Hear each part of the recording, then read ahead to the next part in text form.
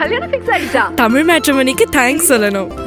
26 வருஷத்துக்கு முன்னாடி இதே தமிழ் மேட்ரிமோனி மூலமா தான் இவ அம்மாக்கும் கல்யாணம் பண்ணேன். கல்யாணம்னாலே தமிழ் மேட்ரிமோனி தான்.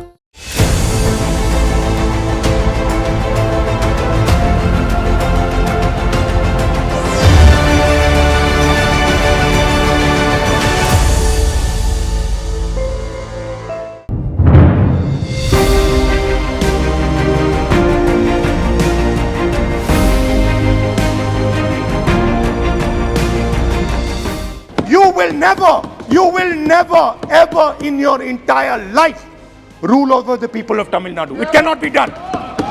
You will never ever in your life.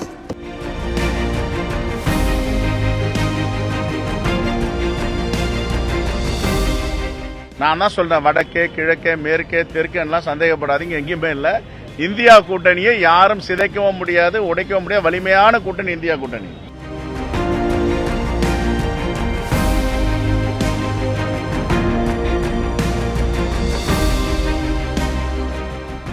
கண்ணு கட்டிய தூரம் வரை எதிரிகளே இல்லாத காங்கிரஸ் கடந்து வந்த கூட்டணி பாதை. தமிழக காங்கிரஸ் வரலாறு.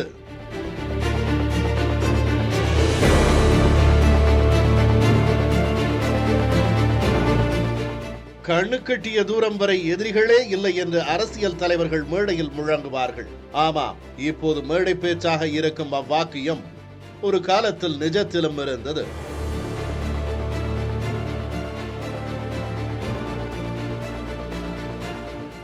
இந்திய விடுதலைக்கு முன்னும் பின்னும் இந்தியாவின் தனிப்பெரும் அரசியல் கட்சியாக காங்கிரஸ் பேரியக்கம் மட்டுமே விளங்கியது.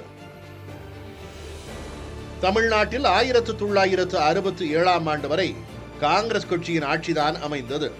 இப்போது ஆட்சியாளர்களை தீர்மானிக்கும் கட்சியாக மாறியிருக்கிறது.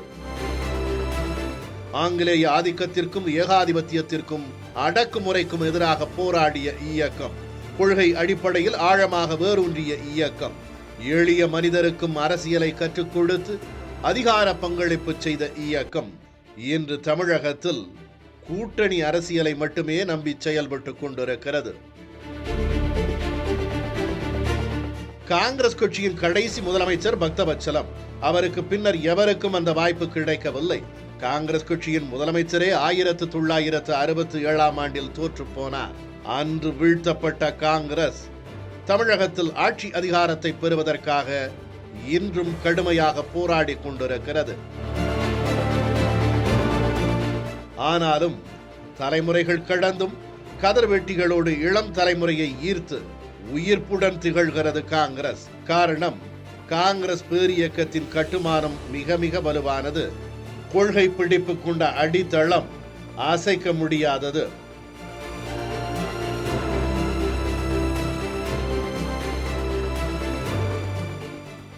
இந்திய விடுதலைக்கு முன்னர் எண்ணற்ற விடுதலை போராட்ட வீரர்களை உருவாக்கிய பெருமை காங்கிரஸ் கட்சிக்கு உண்டு. சேலம் சி விஜயராகவாச்சாரியார், வத்தலகுண்டு சுப்பிரமணிய சிவா, புதுக்கோட்டை திருமயத்தைச் சேர்ந்த சத்தியமூர்த்தி, ஓசூர் துறப்பள்ளியில் பிறந்த ராஜாஜி, விருதுநகர் காமராஜர் போன்ற தமிழ்நாட்டின் தலைவர்கள் காங்கிரஸ் பேரியக்கத்தின் தேசிய மாநாடுகளில் பங்கேற்று முக்கிய முடிவுகளை எடுத்துள்ளனர். தேசிய தலைவர்களாக விளங்கினர். பெருந்தலைவர் காமராஜர் இந்திய தேசிய காங்கிரஸ் இயக்கத்தின் தேசிய தலைமை பொறுப்பில் இருந்தவர். இந்திரா காந்தியை பிரதமராக தேர்வு செய்தவர். 1885 ஆண்டு தொடங்கி தமிழகத்தில் பறந்து விரிந்து ஆழமாக வேரூன்றிய காங்கிரஸ் பேர் இயக்கம் அடிப்படை கட்டமைப்புகளையும் தொழில் வளர்ச்சியையும் அதிகரித்தது. பள்ளிக்கல்வி, வேளாண் வளர்ச்சி, தொழிற் புரட்சி, நீர்ப்பாசன திட்டங்கள், தரை வழி, கடல் வழி, வான்வழி போக்குவரத்து, பொருளாதார சமநிலைக்காக பல்வேறு திட்டங்களை செயல்படுத்தியது காங்கிரஸ் கட்சி. PS குமாரசாமி ராஜா, ராஜாஜி, காமராஜர், பக்தவச்சலம் என்று இந்திய விடுதலைக்கு பின்னர் தமிழ்நாட்டிற்கு 4 முதலமைச்சர்களை தந்தது காங்கிரஸ் கட்சி.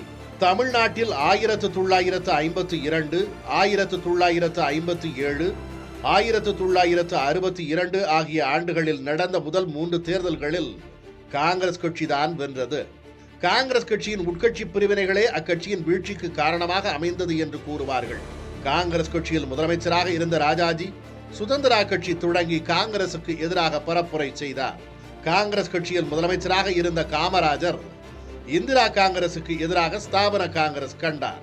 காங்கிரஸ் கட்சியிலிருந்து பிரிந்து சென்ற பழ நெடுமாறன், குமரி அனந்தன், கருப்பையா மூப்பனார், வாழப்பாடி ராமமூர்த்தி, சிவாஜி கணேசன், ஜி.கே. வாசன் உள்ளிட்ட தலைவர்கள் பலரும் காங்கிரஸ் கொள்கைகளை கொண்டு தனித்த இயக்கம் கண்டார்கள். தேர்தலில் போட்டியிட்டார்கள்.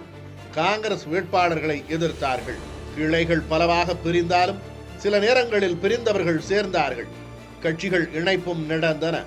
சட்டமன்றத்தில் காங்கிரஸ் கட்சியின் பங்களிப்பு உறுதி செய்யப்பட்டுக் கொண்டே வந்தது. 1952 தேர்தலில் காங்கிரஸ் கட்சிக்கு பெரும்பான்மை கிடைக்காமல் போனதற்கு உட்கட்சி பிரச்சனைகள் காரணமாக இருந்தன.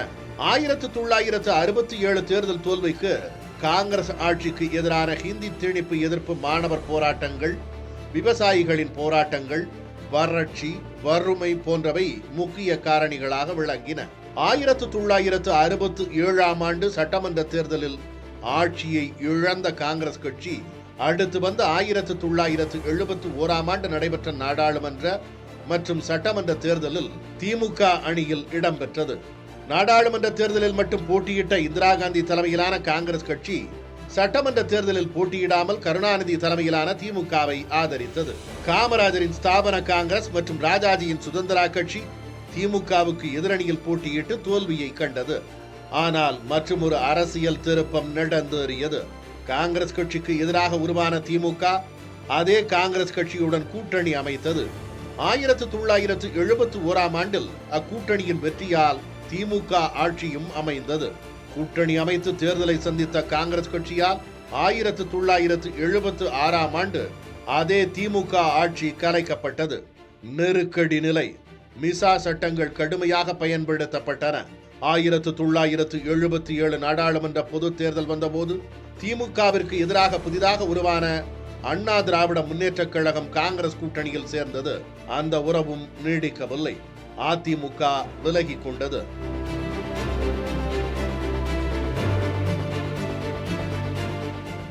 திமுக, அதிமுக தனித்தனியாக களத்தில் நிற்பதால் அந்த வாய்ப்பை பயன்படுத்தி 1977 தேர்தலில் மீண்டும் ஆட்சியை பிடிக்க தனித்தே களம் கண்டது காங்கிரஸ். 1977 சட்டமன்ற தேர்தலில் எம்ஜிஆர் தலைமையிலான அதிமுக ஆட்சியை பிடித்தது. அதிமுக, திமுக அல்லாத அணியில் போட்டியிட்ட காங்கிரஸ் கட்சிக்கு 27 இடங்கள் கிடைத்தன. ஆனால் 3வது இடத்திற்கு தள்ளப்பட்டது. காமராஜரின் மறைவுக்கு பின்னர் அவரது தலைமையிலான காங்கிரஸ் கட்சி இந்திரா காங்கிரசுடன் இணைந்து விட்டது. அதனால் தமிழகத்தில் 1980 தேர்தலில் காங்கிரஸ் வலுவடைந்திருந்தது. நாடாளுமன்ற தேர்தலில் மீண்டும் காங்கிரஸ் திமுக கூட்டணி உருவானது. நெருக்கடி நிலைக்கு வருத்தம் தெரிவித்தார் இந்திரா. நேருவின் மகளே வருக, நிலையான ஆட்சி தருக என்றார் கருணாநிதி. திமுக காங்கிரஸ் கூட்டணிக்கு கிடைத்த நாடாளுமன்ற தேர்தல் வெற்றியின் பரிசாக எம்ஜிஆர் தலைமையிலான அதிமுக ஆட்சி கலைக்கப்பட்டது. சட்டமன்ற தேர்தலும் உடனே வந்தது. குமரி அனந்தன் தலைமையில் காந்தி காமராஜ் தேசிய காங்கிரஸ் உருவாகி அதிமுக கூட்டணியில் போட்டியிட்டது. திமுக கூட்டணியில் போட்டியிட்ட இந்திரா காங்கிரஸ் 31 இடங்களை பெற்றது. 1984 சட்டமன்ற தேர்தலில் அதிமுக கூட்டணியில் இணைந்த காங்கிரஸ் கட்சிக்கு 61 சட்டமன்ற உறுப்பினர்கள் கிடைத்தனர். எம்ஜிஆரின் மறைவுக்கு பின்னர் 1989 தேர்தலில் அதிமுக 2ஆக பிளவுபட்டது. இதனை தனக்கு கிடைத்த ஒரு வாய்ப்பாக எடுத்துக்கொண்ட காங்கிரஸ் கட்சி மீண்டும் தமிழகத்தில் ஆட்சி அமைக்க தனித்து போட்டியிட முடிவெடுத்தது. ஆனால் காங்கிரஸ் கட்சியிலிருந்து விலகிய சிவாஜி கணேசன் தமிழக முன்னேற்ற முன்னணி என்ற கட்சியை தொடங்கி அதிமுகவின் ஜானகி அணியோடு கூட்டணி அமைத்தார். மும்முனை போட்டியில் திமுக ஆட்சியை பிடித்தது.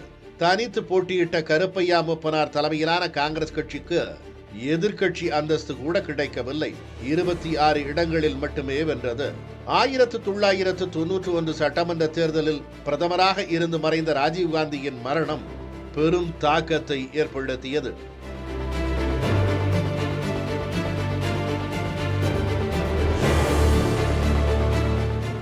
அதிமுக கூட்டணியில் போட்டியிட்ட காங்கிரஸ் கட்சிக்கு 60 இடங்களில் வெற்றி கிடைத்தது. ஆனால் அடுத்து வந்த 1996 சட்டமன்ற தேர்தலில் தமிழக காங்கிரஸ் இரண்டாக பிளவுபட்டது. ஆளுங்கட்சியான அதிமுகவிற்கு எதிராக மக்களின் அதிருப்தி இருப்பதால் அதிமுக கூட்டணி வேண்டாம் என்று தமிழக காங்கிரஸ் தலைவர்கள் முடிவெடுத்தனர். தேசிய தலைமை ஏற்கவில்லை. கருப்பையா மூப்பனார் தலைமையில் தமிழ் மாநில காங்கிரஸ் உருவானது. தமிழ்நாடு காங்கிரஸ் கமிட்டியின் தலைமை அலுவலகமான சத்தியமூர்த்தி பவன் தமிழ் மாநில காங்கிரஸ் வசமானது. திமுக கூட்டணியில் போட்டியிட்ட தமிழ் மாநில காங்கிரஸ் கட்சிக்கு 39 இடங்கள் கிடைத்தன. அதிமுக கூட்டணியில் போட்டியிட்ட காங்கிரஸ் மற்றும் 4வது அணியில் போட்டியிட்ட வாழப்பாடி ராமமூர்த்தியின் திவாரி காங்கிரஸ் இரண்டுமே ஒரு இடத்தில் கூட வெற்றி பெற முடியவில்லை. 2001ஆம் ஆண்டு சட்டமன்ற தேர்தலில் திடீர் திருப்பமாக திமுக பாஜக கூட்டணி அமைத்து போட்டியிட்டதால் காங்கிரஸ் தமிழ் மாநில காங்கிரஸ் இரண்டுமே அதிமுக கூட்டணியில் போட்டியிட்டன. தமிழ் மாநில காங்கிரஸ் கட்சிக்கு 32 இடங்களும் காங்கிரஸ் கட்சிக்கு 7 இடங்களும் கிடைத்தன. கருப்பையா மூப்பனாரின் மறைவுக்கு பின்னர் தமிழ் மாநில காங்கிரஸ் கட்சி தாய் கழகமான காங்கிரஸ் கட்சியுடன் இணைக்கப்பட்டது. 2006 சட்டமன்ற தேர்தலில் திமுக கூட்டணியில் காங்கிரஸ் கட்சி 34 இடங்களில் வெற்றி பெற்றது. ஆட்சி அமைக்க பெரும்பான்மை கிடைக்காமல் 96 இடங்களை மட்டுமே பெற்ற திமுக ஆட்சி அமைத்திட காங்கிரஸ் கட்சி துணை நின்றது. ஆட்சியில் பங்கு வேண்டும் என்ற காங்கிரஸ் தலைவர்களின் கோரிக்கை பெரிதாக கண்டுகொள்ளப்படவில்லை. 2011 தேர்தலில் திமுக தலைமையிலான வலுவான கூட்டணியில் காங்கிரஸ் இருந்தாலும் 5 இடங்களை மட்டுமே வென்றது. ஈழ பிரச்சனைகளை முன்வைத்து திமுக கூட்டணியில் இருந்து காங்கிரஸ் வெளியேறியதால் 2014 நாடாளுமன்ற தேர்தலில் காங்கிரஸ் தனித்தே போட்டியிட்டது. மிக குறைவான வாக்குகள் மட்டுமே பெற்ற காங்கிரஸ் படுதோல்வியை சந்தித்தது. அக்கட்சியிலிருந்து விலகிய ஜி.கே. வாசன் தமிழ் மாநில காங்கிரஸ் கட்சியை மீண்டும் தொடங்கினார். 2016 சட்டமன்ற தேர்தல் திமுக அணியில் இடம் பிடித்தது காங்கிரஸ் கட்சி. ஆனால் 41 இடங்களில் போட்டியிட்டு வெறும் 8 இடங்களில் மட்டுமே வென்றதால் திமுக ஆட்சி அமைக்க முடியாமல் போனதற்கு காங்கிரஸ் காரணம் என்ற விமர்சனத்திற்கும் ஆளானது. அத்தேர்தலில் மக்கள் நல கூட்டணியில் இடம் பிடித்த தமிழ் மாநில காங்கிரஸ் கட்சிக்கு ஒரு இடம் கூட கிடைக்கவில்லை. 2021 சட்டமன்ற தேர்தலில் திமுக கூட்டணியில் 25 இடங்களில் போட்டியிட்டு 18 எம்எல்ஏக்களை பெற்ற காங்கிரஸ் கட்சி தமிழகத்தில் 3வது பெரிய கட்சியாக மீண்டும் தன்னை நிலைநிறுத்திக் கொண்டது. தனக்குரிய நிலையான வாக்கு வங்கியை தக்க வைத்துக் கொண்டு பாரம்பரிய கட்சியாக நிலைத்திருக்கிறது காங்கிரஸ் கட்சி.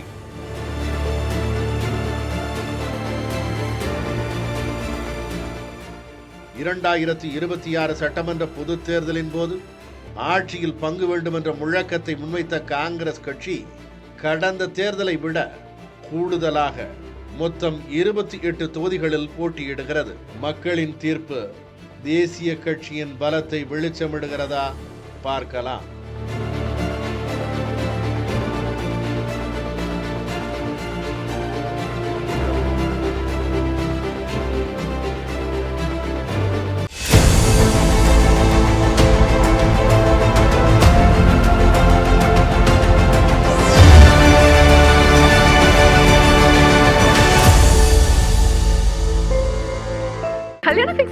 தமிழ் மேட்ரிமோனிக்கு தேங்க்ஸ் சொல்லணும்.